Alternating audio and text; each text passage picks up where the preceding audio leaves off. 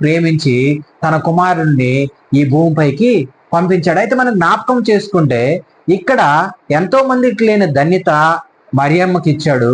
ఈరోజు ఎంతో మందికి లేని ధన్యత నీకు నాకు ఇచ్చాడు.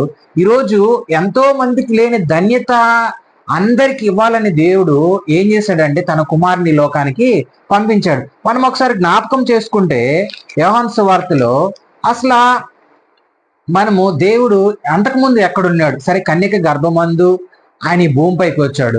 ముందు ఎక్కడున్నాడు అని అంటే మనం యోహాను సువార్త 1వ అధ్యాయం చూస్తే ఆది యందు వాక్యం ఉండెను, వాక్యము దేవుని యొద్ద ఉండెను,